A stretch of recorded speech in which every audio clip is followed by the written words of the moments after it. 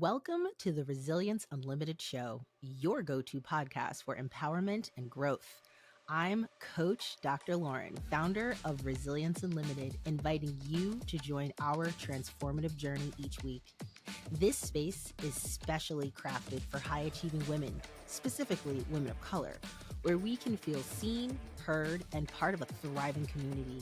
This podcast is your compass for emotional regulation, understanding your purpose, and living unapologetically authentic. Ready to invest in yourself?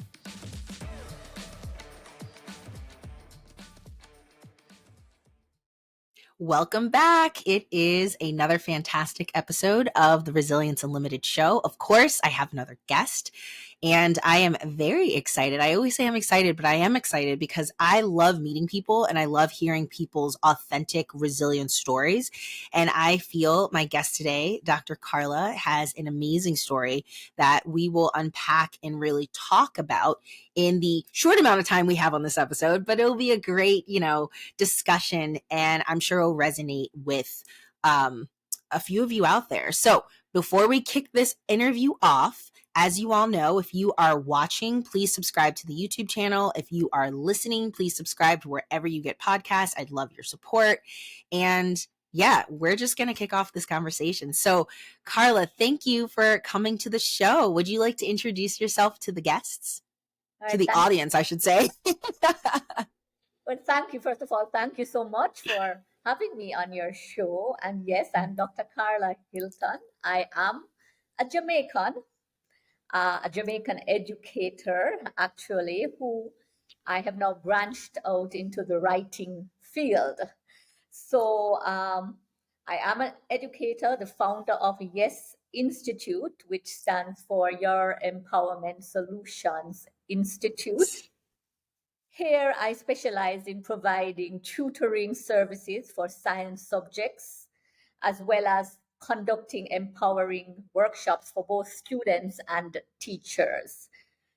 So, in addition to my work as an educator, I have become an author, and I recently published my autobiographical book entitled The Unvarnished Truth, Purpose in the Pain.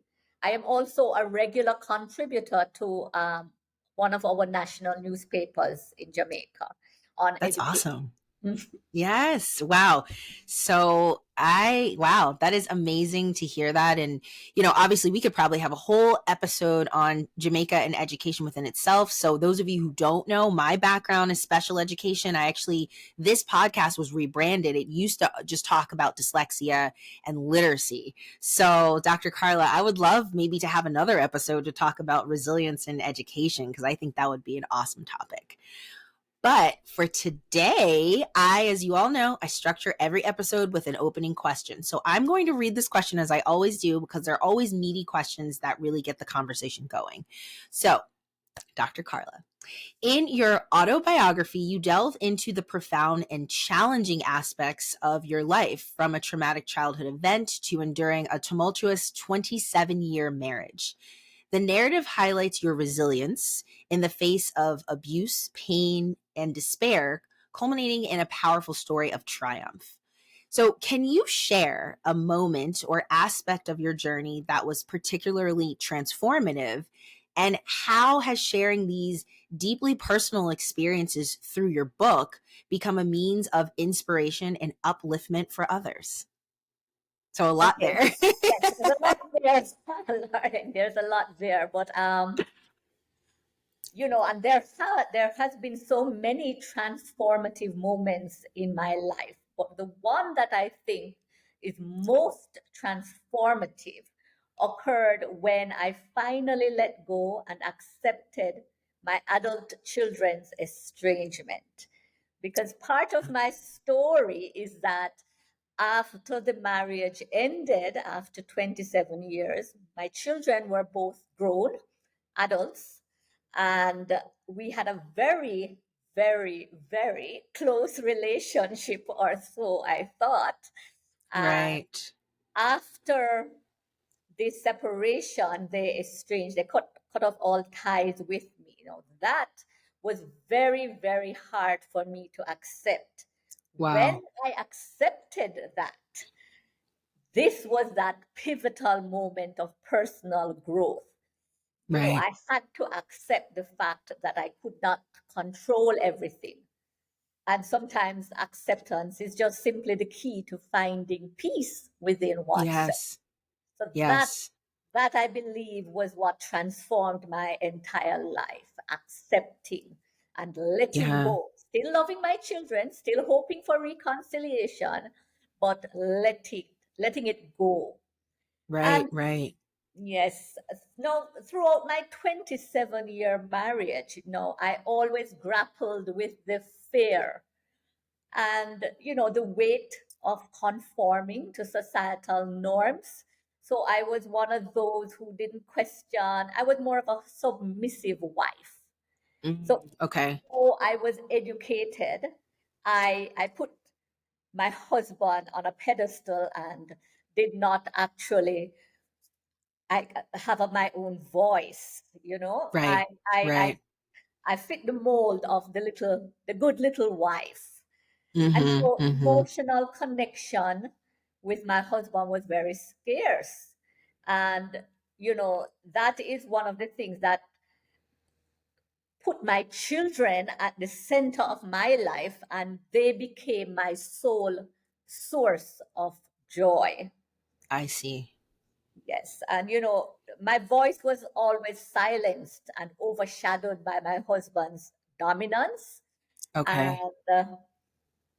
you know, it led to many, many, many challenges. Some of these challenges led me to two suicide attempts.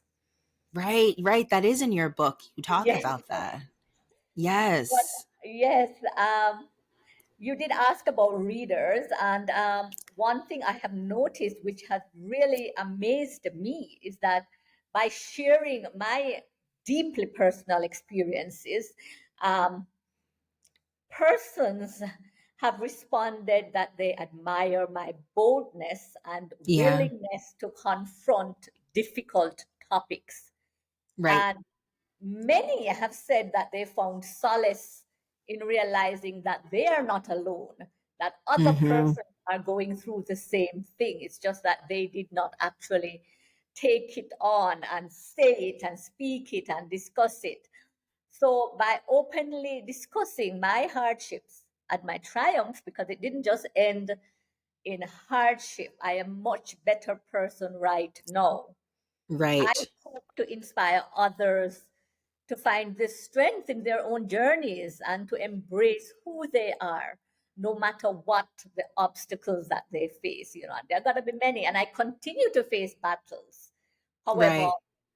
I can confidently say that I'm a resilient individual, having gone through what I have gone through. Yeah. And I want to pause you because I have a few comments about what you said. So, first things first, I think that people overlook vulnerability as a weakness. And I feel that when we are actually vulnerable, as you said, really showing that true side of the hurt and pain, but obviously it's much easier when you're on the other side, when you've come through on the other side, you can say, no, no, no, I'm here. But I feel that because of societal pressures, because of the way things look on the outside, there's so many people suffering. And I'm sure you felt that in probably points in your marriage as well. But I also think there's another piece of the estrangement, right? So I think that a mother and child bond, it's not the same for everybody and throughout the whole journey. And I think that society is always like, love your parents and always, be there. And when they get old, you have to take care of them. And I just find that to be not everybody's story, and you don't know what people have gone through to make the choices they've made. And I'm sure when your kids were born, you weren't like, yeah, I hope I am estranged from them when they're adults. I mean, like, you don't ever think of those things. Ever think of that? That's beyond my imagination. But Yeah, and you're not a same. yeah, you're not equipped for that until you've gone through things. And like you said, the biggest thing was acceptance and loving them from afar. And I don't know, what caused them to not want to speak to you, or and for you to, I mean, that's got to be hard. And I'm sure it's still hard, but I'm sure you're more removed and you have the resources to actually say, I'm still going to live my life and I'm still going to share my story. And I know it's going to impact others. So I was just thinking about that because I just feel that some relationships are kind of taboo where it's like, oh, just love your fill in the blank, and it's like, but maybe there's some abusive things happening there, narcissism, which I think you talk about that in your book as well. Well, my personal opinion is that I was married to a narcissist Yeah. for Yeah. many, many years, and I believe, but I have no proof of it, but I do believe that perhaps he has influenced their decision to Ah, estrange themselves from me, because even though we've had such a long marriage, and when I left the marriage, I thought we would be amicable.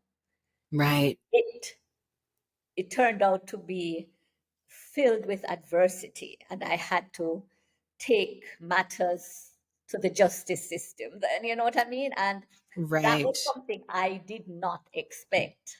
I think Mm-hmm. I was Mm-hmm. really very naive and thought that, okay, I will leave, and things, he said he'll do X, Y, and Z, and that is what I will, that is what would happen. But Right. Yeah. Yeah. And if you're familiar, those of you who are not very familiar with narcissistic abuse, it's like, I mean, it's everywhere right now on social media. I feel like so many people are now realizing the signs. But those of you who aren't familiar, I would say check out Dr. Ramadi. She really talks a lot about narcissism. I know Mel Robbins has some podcast episodes I've heard about narcissism and how to kind of overcome that. There actually is a guy on social media called Lee. I think he might be he's a self-diagnosed narcissist. Like he got himself diagnosed. And so okay. he basically speaks from his personal experience of how he's healed himself, but he's aware that he's still narcissistic, has a family, all of this, but it's very insightful actually hearing advice from a true narcissist who actually wants to get better.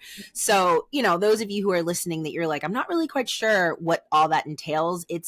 It's a lot of emotional abuse. I mean, a lot of gaslighting, a lot of like, did I really say like what? And then when you're married, if you have a family member, if you have a parent, and that's hard, very hard.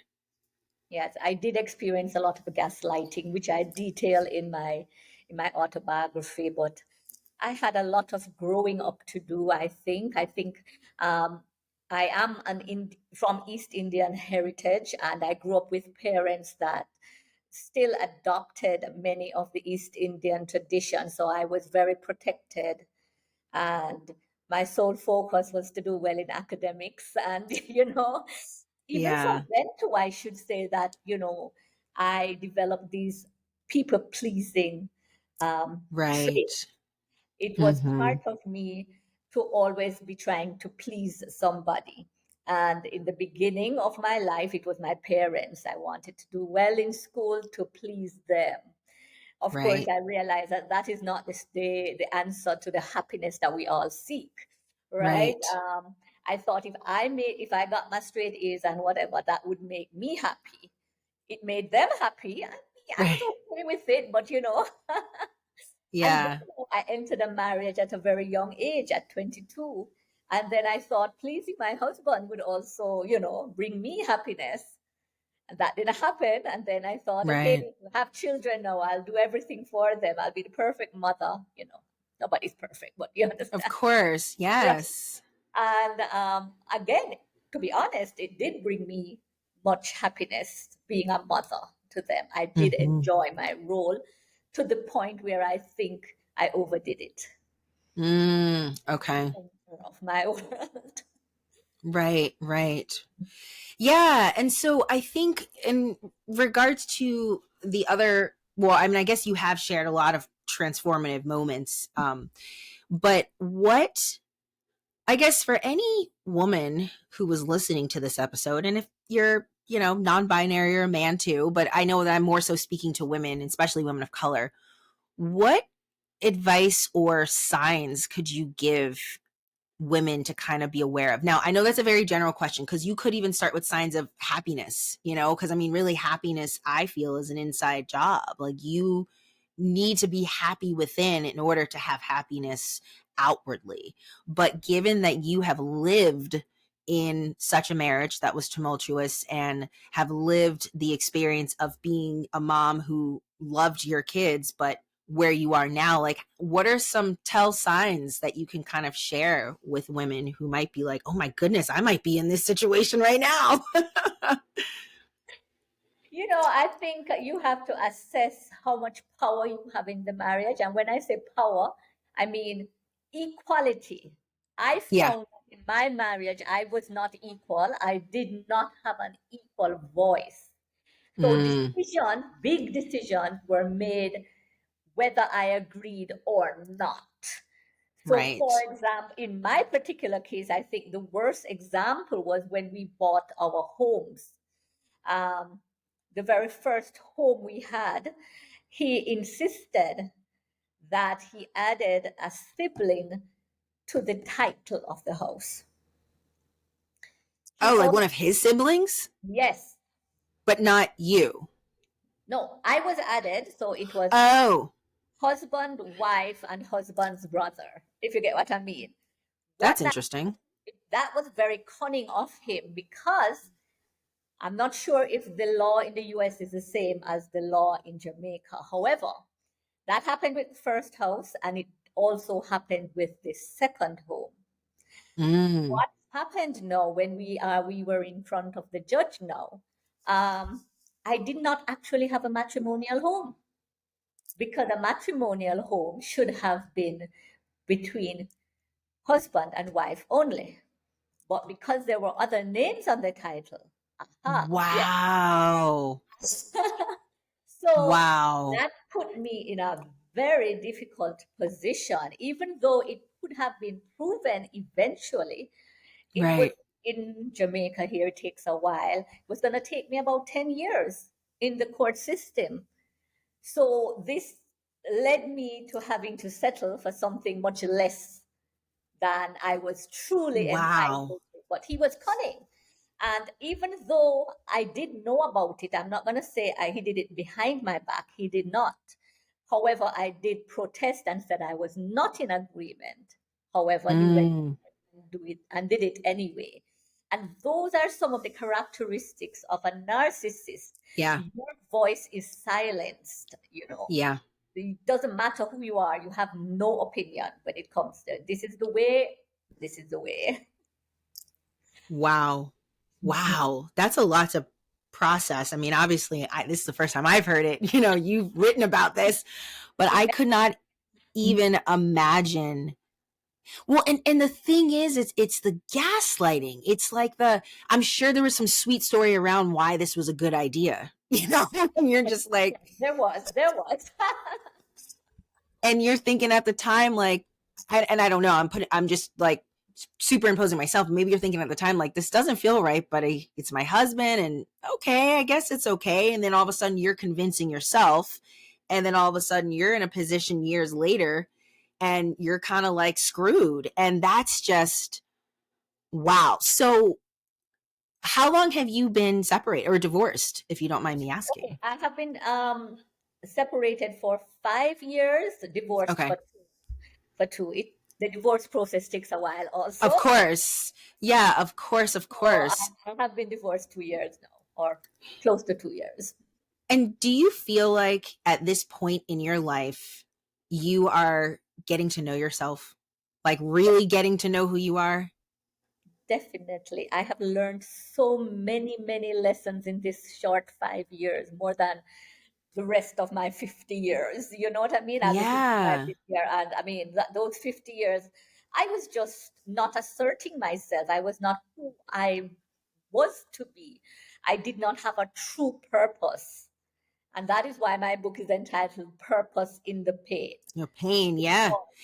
I have been through a lot, and now I see that, I do have purpose other than taking care of children. You know, Yes, I you have do. purpose in life, and I can make a difference. You know, Absolutely.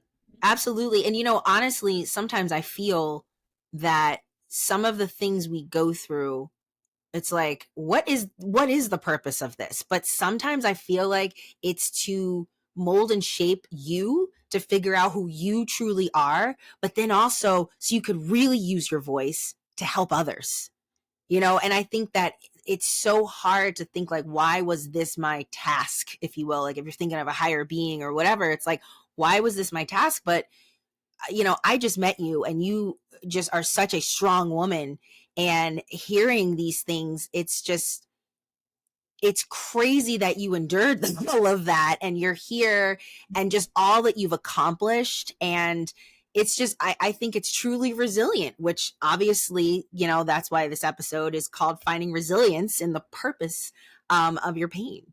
So I'm still, processing everything you're saying, and I think it's needed to hear. It really truly is needed to hear, because there are so many women, I feel, and I don't know what it is. I don't know if it's just times are different. You can access so much education on YouTube, on TikTok, that so many people are really starting to like pull back the curtain on, wait a second, I think this is abuse, or like, wait a second, why don't I have a voice right now? I am an equal contributor, but I'm not being treated as such. And this could be in the workplace. I know, like, I've experienced, I don't know how much racism you've experienced in Jamaica, but I mean, like, I've experienced that in the workplace, and, I have my doctorate as well, but I'm not seen as the same as a white counterpart sometimes just because. And it's just like the adversity that, we have to go through. And now people are talking more about it. So I just, I just think that your story is remarkable, and I definitely want to read your book. Is your book on audiobook? Because I do more audio than actual reading. No, it's not. I've been asked about that. I have not yet put it on audiobook, but get a real book and read it. But it's available on Kindle as well. So if Okay. you No, want, that's if you that's prefer that, good. you know, Absolutely. there is something you mentioned there a while ago, and I wanted to say something where you said Yeah, please. I'm more aware about abuse Mm-hmm. in marriages, but there was one thing in particular that I didn't realize was abuse until after, was financial abuse. Where, Wow. yes, wherein even though we were married for how long and I was a stay at home mom, I was being checked. Everything that I spent, he would sometimes call one of my children and ask them, "What did mommy spend here?" Because I usually go everywhere with them. He has the Right. credit card statement and he would ask, what did she buy there? What did she, that sort of thing. And Wow. I was controlled in how much money I could spend or where. And I'm not saying that you should overspend. Obviously, you have a budget, but this was more controlled, this was Yes. a controlling thing. I didn't, Absolutely. and that's, Wow. I think, women, men, whoever, they need to be aware that there is something called financial abuse. Yeah, I didn't even know that was a thing, but now that you're describing it, absolutely. Absolutely. I mean, I feel like most people think abuse is like, oh, I hit you, when really there's physical, there's emotional, there's financial. I mean, there's so many types of abuse that, yeah, your vulnerability is amazing. And I do want to read your book. And unfortunately, we're coming to the end of this episode, and I am like still processing this whole conversation. I love this conversation. I truly love interviewing people and getting to know them in the conversation, because these conversations are real conversations that real people need to have and hear. And so, given that we're coming to the end, Dr. Karla, I would love for you to have the opportunity to share, how guests, I keep calling them guests, the audience can reach you if you have any services. I know we didn't talk about your education side, but if there's anything you want to talk about with that, of course, you guys got to read this book. It should be a movie. It should turn into a movie. I've said that. I haven't even spoken about half the things in there that I've been through. Oh my gosh. But Thank you, but I'm sure I would love people to visit my website, Yeah. www.khylton, KHYLTON.com. The book is called The Unvarnished Truth, The Purpose in the Pain, and it is available at both Amazon.com and BarnesandNoble.com. And I think, the response that I've been getting has been really good. So I do believe your audience will enjoy the book. Yes, absolutely. And those of you who are listening, and you can't check the show notes, Dr. Karla's links are in the show notes as well. And so, as you all know, I always end episodes by saying, please share this episode with someone who might need it. You never know, it could change their life. I mean, seriously, you just never know. And I love holding this space, having these authentic conversations, because resilience is a part of my fabric. And I know I haven't fully shared my story, but I am building to get there. I'll put it that way. But these are very cathartic experiences. And I just love, again, speaking with so many powerful women who have been through so much, and the resilience is just amazing. So, Dr. Karla Hylton, thank you so much for your vulnerability, your time. And I would love to do another episode on the education side if you're open to it.